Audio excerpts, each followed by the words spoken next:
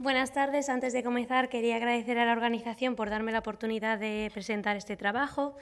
El virus mpox es un virus zoonótico endémico en países de África Central y Occidental, pero en mayo de 2022 se notificaron casos de infección por este virus en países donde no era endémico, tales como en España.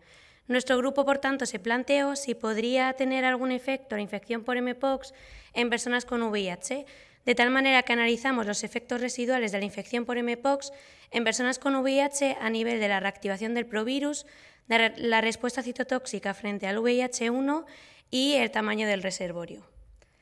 Para ello reclutamos a 31 participantes que eran personas con VIH, hombres que tienen sexo con hombres, y los dividimos en dos grupos, en función de si se habían infectado por mpox, en cuyo caso la mediana de tiempo transcurrido desde que se produjo la infección hasta que se tomó la muestra fue de 8 meses, o el otro grupo eran personas con VIH que no se habían infectado con mpox. A partir de las muestras de sangre extrajimos el ADN y mediante PCR digital medimos el tamaño del reservorio de estas personas.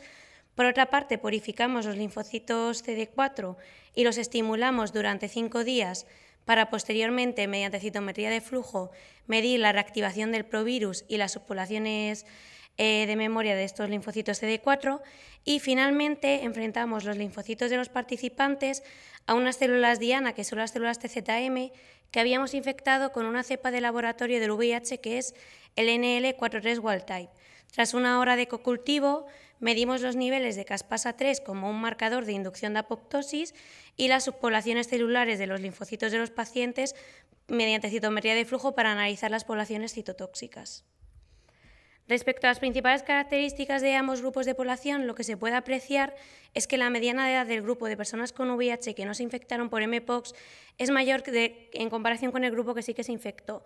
Esto se debe a que cuando empezamos los experimentos desconocíamos los datos sociodemográficos de las personas con VIH que sí que se infectaron por mpox y tuvimos que escoger los controles a ciegas. Sin embargo, ahora que ya sí que tenemos estos datos, hemos hecho nuevos experimentos con controles pareados por edad y por tiempo de infección por VIH, y los resultados que hemos obtenido han sido los mismos que los que os voy a mostrar a continuación.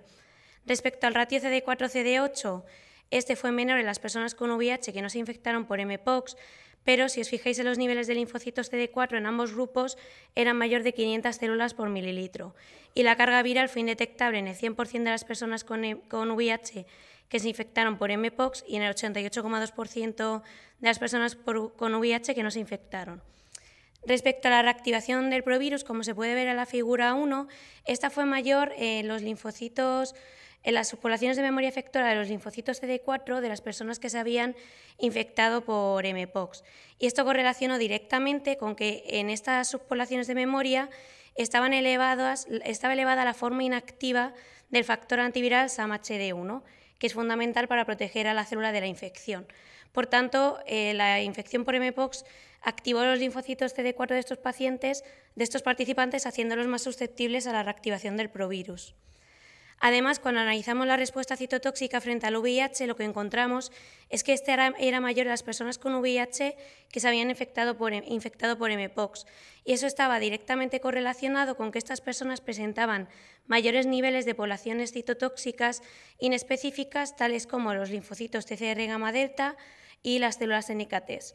Finalmente, cuando medimos el tamaño del reservorio, lo que encontramos es que el reservorio fue menor en las personas con VIH que se infectaron por mpox, que al final, si juntamos que los linfocitos CD4 tenían una mayor susceptibilidad a la reactivación y que además presentaban una mayor respuesta citotóxica, pues tienen sentido estos resultados.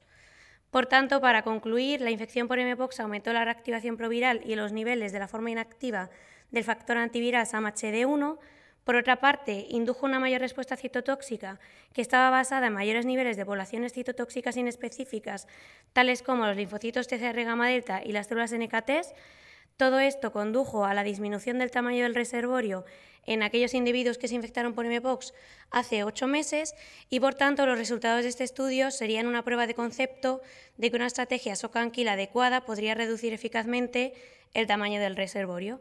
Finalmente, para terminar, quería agradecer a todos los participantes del estudio por su contribución, a mis compañeros de la Unidad de Patogenia Inmune y Reservorio Viral del Instituto de Salud Carlos III y nuestros compañeros del Servicio de Medicina Interna del Hospital Clínico San Carlos.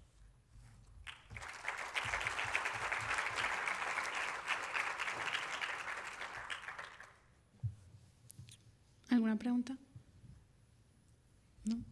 Bueno, yo tendría una duda y es, en los datos que habéis mostrado, o sea, una duda metodológica que quizás la has dicho y yo me la he perdido, es cuando ponéis las células con la reactivación o el anti-CD3, CD28, ¿la hacéis manteniendo un control sin añadirle o activáis todas las células? No, todas las activamos con CD3, entonces CD28. comparáis solo los grupos, ¿no? Sí, comparamos los grupos, el que se infectó y el que no, por un De acuerdo. No, mi duda ahí es que quizás podría haber cierto sesgo en la población, ya que hay diferencias poblacionales entre los dos y podría ser que sea más favorable reactivar un virus y no solo por la infección, sino por la población en sí. Y un control quizás sin reactivar que pudieseis comparar. Podría ayudar a comprobar que... Muy interesante en general. Gracias. Muy buena presentación, gracias. Pasamos a la siguiente. Muchas gracias.